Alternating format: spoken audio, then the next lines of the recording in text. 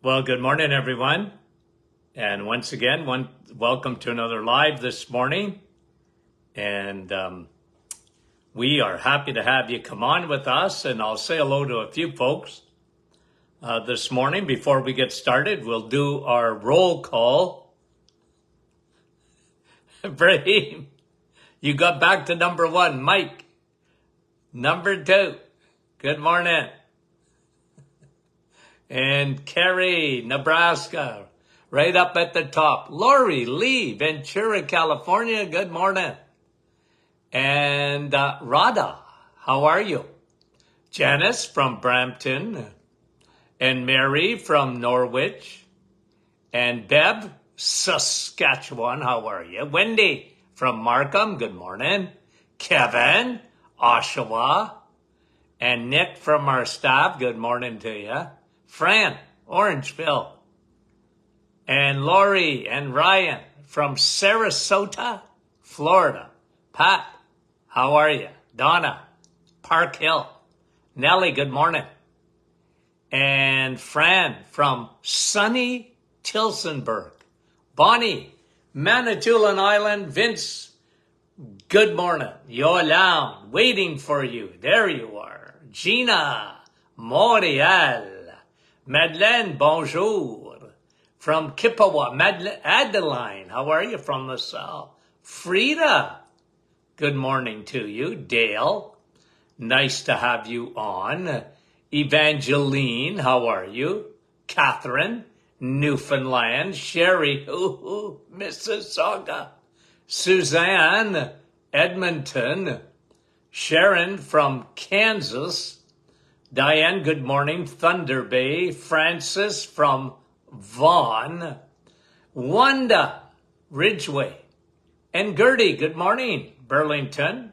Hazel, St. John's, Newfoundland. Wanda from Virginia. Sandy, Vancouver, Washington. Annette says she loves Question and Answer Friday. Ron, how are you? Lynn, Aurora. Judy, good morning. And two more, let's get going. Sue, St. Petersburg, Florida. Cecilia, good morning. Dave from Muskoka. Marcia from Mexico. Karen, good morning from the Sault Ste. Marie. Marnie and Nativity. Me. Hi, Nativity. Margaret, Lakelet, and Beverly, good morning. Okay, let's get to these questions.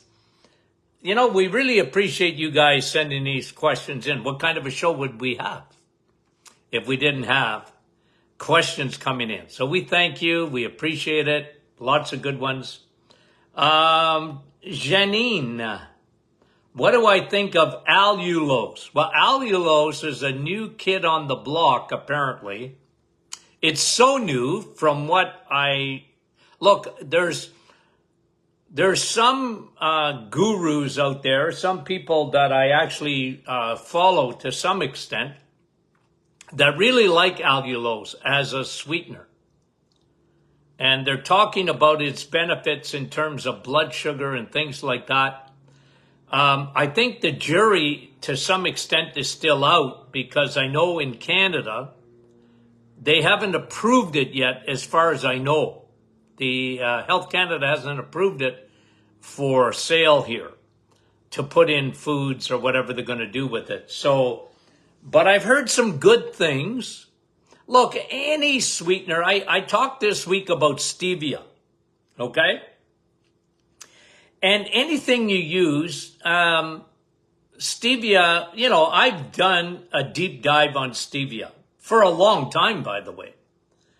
And out of all the sweeteners out there, it's natural, number one, not artificial.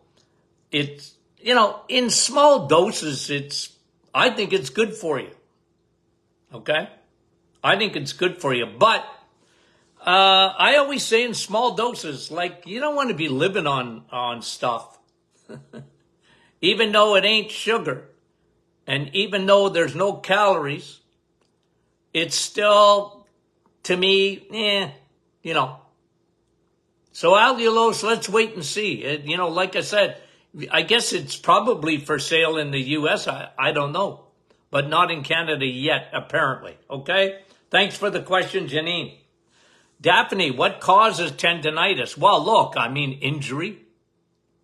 You know where I saw the most tendonitis? Elbows, shoulders, and knees. A lot of times repetition, tennis elbow. A lot of people get a tendonitis from gripping, repeated use. Look, the other factor in tendonitis is what I call glycation. And that is when sugar attaches itself to protein. Okay, we call it glycation. And a lot of people, and I mean thousands over the years, who had a bad tendonitis, let's say in their elbow or their wrist or their knee or whatever, and then they lay off sugar and, either doing the reset or what, and they said, you know what, doc?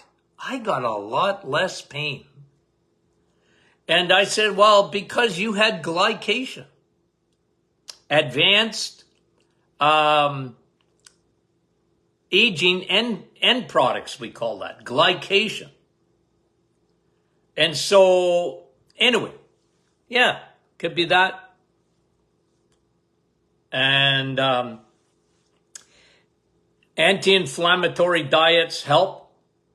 What causes inflammation? Sugar. Lay off.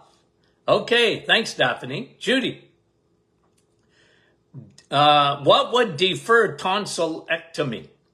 Well, look, Judy, I'm going to ask a question to my audience, okay? Instead of me answering, I'm going to wait for my audience to answer, okay? What mask should you wear to cover your mouth, your nose, and your eyes? What mask should you wear? Waiting. Annette, vitamin A. Gertie, vitamin A. Wendy, vitamin A. You got it. Dave, vitamin A. Look, Gertie's steak, because that's where you get vitamin A, okay? Diane, you got it. Doc McEwen, you got it. Hey, guys, does it surprise me that you know this? So when you get a tonsil problem, remember one thing, okay? Your tonsils are there to protect you, okay?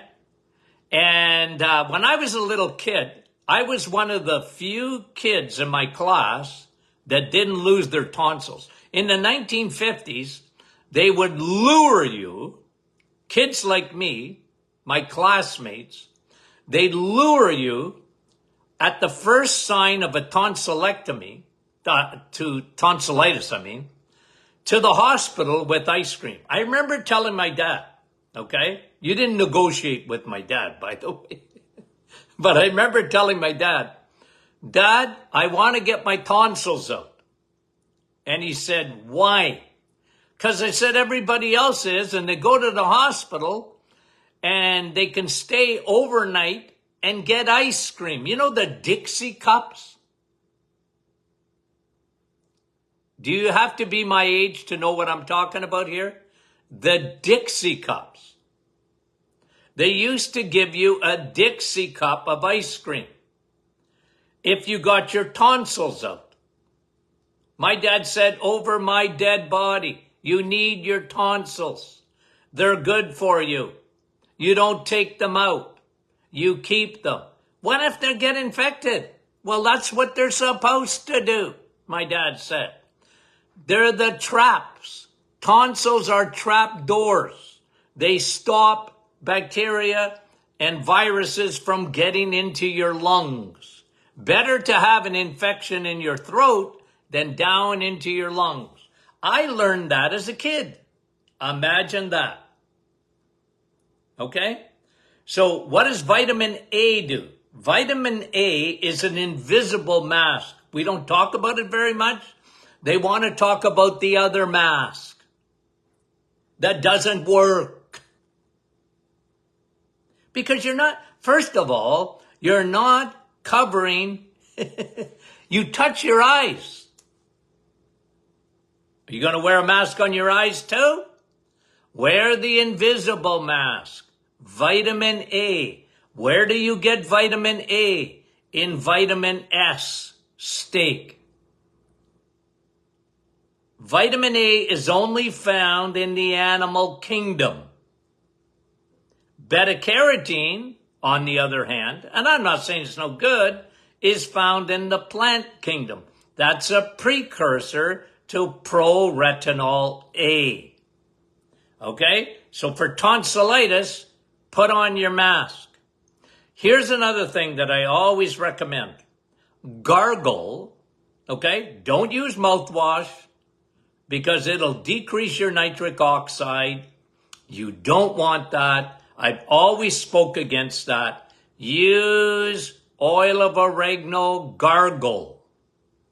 Gargle, put a few drops in some warm water, add a little bit of salt, and gargle.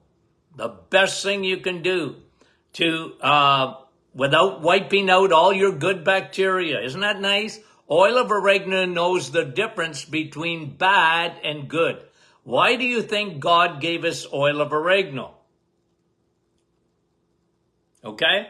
Vitamin A, oil of oregano. Love it. Tonsillitis. Okay? But remember, the tonsils are just doing their job. Okay? Isn't it funny now that here we are in 2023, almost at the end of it, and it just shows you the paradigm shift in physicians' thinking. Because in the 1950s, you don't need, and you'll tell you why they said it. You don't need your tonsils. They're part of evolution. You just haven't lost them yet, but we will as a species. I'm not kidding you. That was in the medical textbooks. And you know what they found out? They were stinking wrong. That tonsils are actually on your side. And the body needs them. Now you can live without tonsils, but God gave you tonsils as trap doors for bacteria and viruses. My word. Isn't it funny? My dad knew that. Anyway, okay. Derrieres, Jackie wants to know, that was Judy, by the way, with the tonsillectomy. Jackie, Derrieres skin disease. That's vitamin A deficiency, isn't it? I can't remember now, Derrieres. That is, no, that's another one, I think. Look, anytime you get skin, I think that's a genetic thing, if I'm not mistaken. It can be a genetics that you're not absorbing vitamin A. I got to Google it. I can't remember now exactly. I've seen it before. Anywho, anything with the skin, remember what I've always said. I don't care what kind of skin condition it is. It starts in the gut. Now, there may be some genetics in that. And nutritionally, Jackie, lay off the sugar because there's usually fungus, there's yeast, candida on the skin. Okay? Let me look that one up so I give you a better answer. Okay. Shauna. For vitamin D, if the blood work shows that your D levels are above the threshold and you do not supplement, what does this mean? Well, Shauna, I wish you would have put some numbers in there, because what I like in vitamin D and what the powers to be like are two different numbers altogether. Okay? I like vitamin D in blood work to be optimized. I like B12 in blood work to be optimized. Doctors, okay, their training is vitamin D. The waiting rooms, the emergency departments, and it's almost like millions of people a year are dying from too much vitamin D. They scare the living life out of you on vitamin D. I've never seen anything like it. And guys, you know what I say all the time. There's a war on vitamin D. Here's the research. Okay? Here's the research. In order to become toxic on vitamin D, you would have to take 50,000 units a day, 7 days a week for 6 months, in order for it to be toxic. My word. But Google it and you'll see vitamin D, hypervitaminosis D. It's unreal. But here's the truth, okay? Here's the truth, Shauna. It's actually the opposite. People are dying and the waiting rooms are full of people dying and unwell because they don't have enough vitamin D in their body. It's the opposite. Now, you're not going to hear that other than here, generally. I have been so consistent about vitamin D for the last 40-something years, and I have been preaching it. I have been talking about it. I write about it, sun, steak, and steel. And sun is not the boogeyman. Now, back to your question. Okay? Because you're asking the question. And that is, if you get high vitamin D above the threshold, whatever that is, that depends. My threshold is different. But if you're told you got high vitamin D, and some people get high vitamin D for several reasons. The number is high, but it doesn't concern me too much. But I'll tell you why it can happen. A lot of medications, people that are on medications, especially antacids, high blood pressure medication, including diuretics, estrogen replacement therapy can elevate your levels of vitamin D. Conditions like hyperparathyroid, okay, not your thyroid, but parathyroid glands that regulate your calcium can give you high vitamin D levels in your blood. Lymphoma, sarcoidosis, what else? Tuberculosis, which is coming back, by the way, can give you high levels of vitamin D. I don't worry about that too much, and I mean it. And I mean it. If you take vitamin D as a supplement, and you should, okay, make sure you're taking vitamin D with K2. Okay? And when you eat vitamin D, think about it. Vitamin D is found in food. Eggs, meat, and cheese. It's only found in the animal kingdom. Okay? But isn't it interesting? God puts vitamin D in food, calcium in food, with the vitamin it needs to put it into the right place. What is that? Vitamin K2. Okay. Thank you, Shauna. You got me excited, because anytime I talk about vitamin D, I get excited. Okay? Francis, pericarditis. How do people get it? Well, you can get an infection. You get a virus. Your tonsils didn't block it. It got down into your heart. Some people get pericarditis. You ask dentist, and an infection in your gums can travel through the bloodstream and hit your heart. Pericarditis. A lot of people can get pericarditis, virus, bacteria. And one of the biggest things that I really like in anything around the heart is CoQ10 ubiquinol. Okay? CoQ10 ubiquinol. You should see the studies on ubiquinol. It's incredible. Whenever I think of ubiquinol, CoQ10, okay? The only CoQ10 that's absorbed, by the way. And you get CoQ10 when you eat steak. Hallelujah. Okay? And CoQ10, good for the brain. Think of battery packs. Heart, think of your battery packs. Mitochondria. Think of your liver. Some people, how do I cleanse my liver? Well, first of all, lay off the stinking carbs so that you empty it. But CoQ10 is good because you got a lot of mitochondria in your liver cells. And you want to supercharge. Think of batteries. I was using a remote the other day and it didn't work. That's the only power tool that I know how to use. A remote. My wife said, don't pick up a tool. You're going to destroy things. Okay?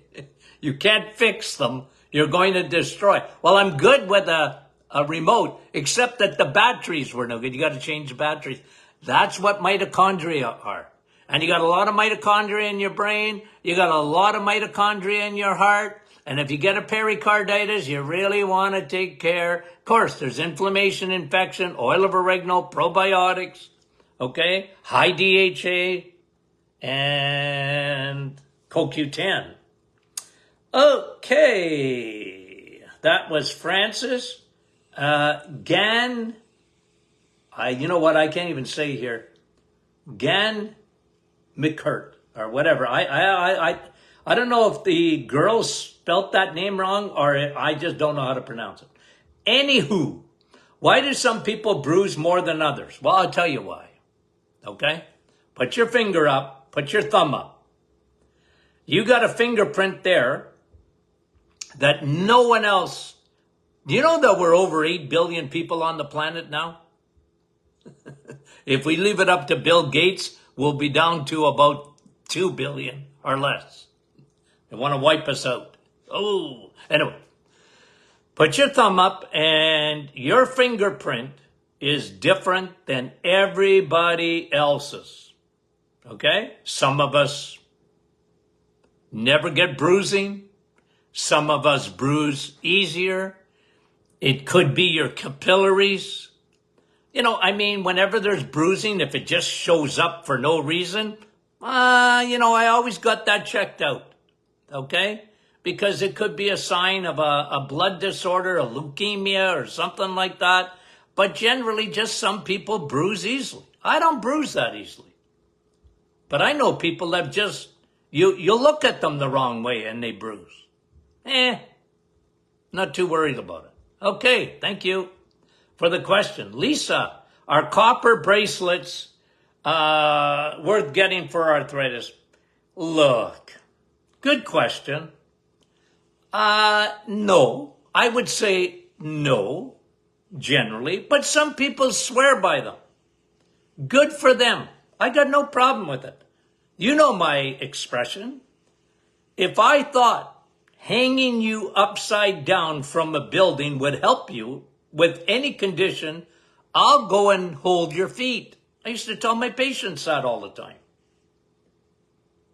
But generally, when you ask me something in a general fashion, I would say copper bracelets, nah. Look, they've been around a long time. I remember in the 70s, people, copper bracelets, Dr. Martin, and I could see the ring around their wrist or whatever. And I said, is that working for you? And they said, I think so. Okay, I said, I got no problem with it. You like it. I wouldn't want something around my wrist. I got a watch. That's enough.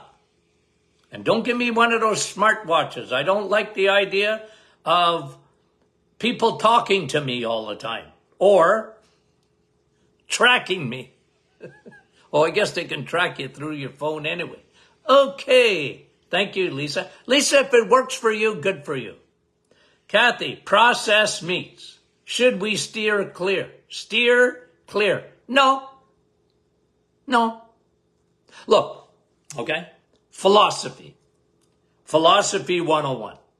Dr. Martin's Philosophy 101. Okay? Good, better, best. When I say eggs, meat, and cheese, I mean it. All meats are good. Some are better, and steak is the best. Okay? All meats are good. If you're on the reset, you don't even have to ask the question. All meats are good. And then somebody else asked it because I thought I saw that. Wait a minute, let me get to it so I can answer it at the same time. Somebody was asking about nitrates.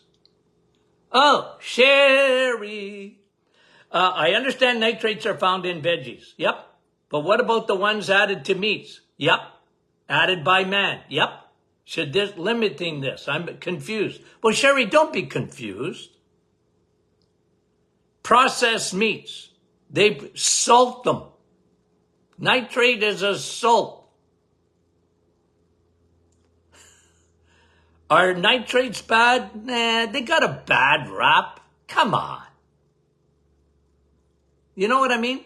But again, you're better off taking a hot dog than a chocolate bar. You're better off taking salted meats, deli meats. Oh, I don't go near a deli. Oh, bad. No, it's actually quite good for you. Now, there's better, but they're still good. And the reason I say that, okay, again, I'm giving you Philosophy 101. Is because processed meats will not increase your insulin. What is the overarching principle that 93% of the population have? Sherry. And who was it? Lisa. No, Kathy. What do 93% of the population have? What do 93% of the population are on the Titanic? Don't worry about the deck chairs on the Titanic. Okay? Don't worry about the deck chairs. Worry about hitting the iceberg. Worry about the big picture. And then when you get your, hey, I'm in really good shape. My A1C is down. My triglycerides are down. My HDL is up. Everything is wonderful. Well, then I am only going to eat the best. Got it? See, that's my philosophy. And I'll tell you why. Okay? I think it's important to understand this. I used to give my patients a recipe for success, not for failure. You know, the reset is tough enough on anyone. I don't care who you are. If you're a carbaholic, the reset is tough. You're not having any carbs or sugars. Okay? And by the way, I get it. You got to travel to Timbuktu to find bacon where they don't add a little bit of sugar to it. But I would still, listen, Linda's, Larry's, listen, get the big picture first. Get off the Titanic, or at least change directions of the Titanic, your body.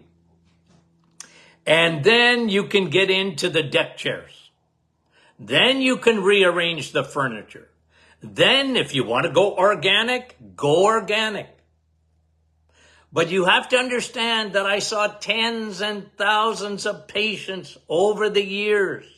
And I understood that if I said, no, you never, ever, ever have processed meat. Some people do that. Don't you go near a deli. I like deli. Oh, too bad you can't have it. Not me. I used to say, I want to give you a recipe for success. You like deli meat? I do. Dr. Martin, do you eat deli meat? You bet your boots I do. I love deli meat. I married an Italian. I used to go to my father-in-law's, and man, he'd slice up that meat. I love that meat. Okay? I'm a meat guy, in case you guys didn't know. Okay, so thanks for the question, because it gives me a chance to pontificate. It gives me a chance. I want you folks to succeed.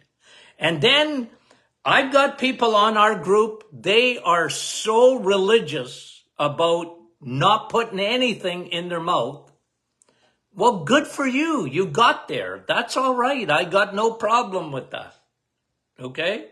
But again, when I talk to people generally and I'm trying to get them to steer their ship in the right direction, I want them to win, not to lose. Because what used to happen, a lot of people are like, you know what, Doc, I can't afford organic. Okay, you don't have to go organic. It's better, but you don't have to. You can be healthy without it. Got it? Okay. Thank you for the question, Kathy, and I got excited, and I didn't mean to. Okay. A few more questions, and I'm not going to hit everything today. Maria, do you have comments on tea drinkers compared to coffee? Well, just about every day, Maria, I talk about it. I feel sorry for them. I even wrote it in my last book. Why would you drink tea when you can drink coffee? And, to some extent, I'm pulling their leg. Tea's good, guys. Tea is good for you. Did you know that? Yeah, sure it is. It's good, but it's not best. Coffee's best. Okay? It is. It's got a lot more research. Tea is good. I feel sorry for people that don't like coffee. I love them. I do. I care for them. I feel sorry for them. Because they're not getting the real vitamin C. They're getting a little bit of vitamin T. Tea's good. Don't put garbage in it. Okay? Now, tea's all right. And, what were you saying, Maria? More caffeine in tea than coffee. Yeah, there may be a little bit more, but anyway, look, the reason I like coffee so much is because, and I've been saying this, guys, you know that. Okay? One thing you can say about me, Dr. Martin is consistent, okay?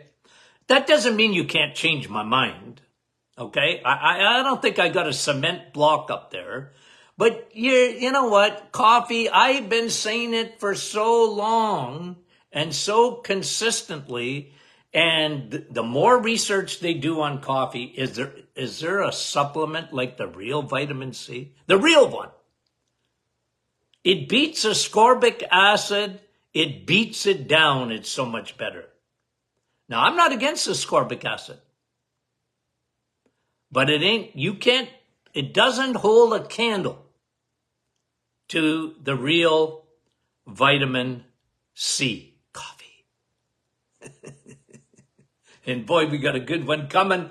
Oh, I am excited. Okay. And maybe one more here. If cleaning or detoxing the liver in 6 days when doing the reset, would doing an extended fast, let's say 48 hours, when starting the reset, would speed up the process of emptying your liver? Yeah, I think it would, Celine. Look, again, you have to understand me, okay? I'm big on fasting without fasting. Okay? If you eat the right foods, and I mean that, you're the biggest thing, there's two things.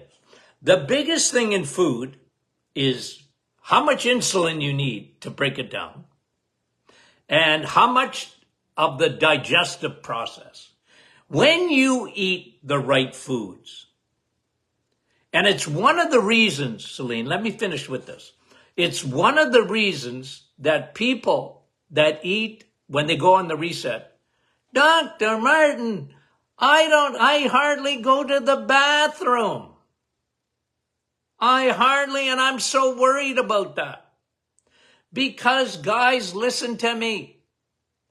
Poo, number 2, is overrated. I'm not saying you shouldn't go, but you don't need to have big poos. You don't win a prize for having that. And when you're a carboholic, fiber. You know that coffee is the best fiber? Water is the best fiber? Anyway, okay? Anyway, what I'm saying is, okay, when you want to clean your liver, if you eat the right foods, even without fasting, you're going to clean your liver. Remember what gets up into the liver in nanoseconds. High fructose corn syrup. There's nothing that will pack up your liver faster than that. The other thing I like is intermittent fasting. Don't eat at night. Okay? Don't eat at night. Try and have an early supper. Try. And don't eat at night. That helps your digestion and it helps your insulin. The 2 biggest things that I'm looking for. And if you can do a 48-hour fast, like no eating at all, just drinking water and coffee, go for it. I got no problem with it. But the vast majority of people won't do that. And that's why I don't talk about it that much. Okay? I'm not saying it's no good. I'm just saying, Got it? Okay, thanks for the question. Okay, guys, shorter session today, okay? I am going to probably take up the rest of this on Monday, okay? So we'll probably have a question and answer Monday because we got lots of questions and I pontificated way too long. Love you guys very dearly. Talk to you soon.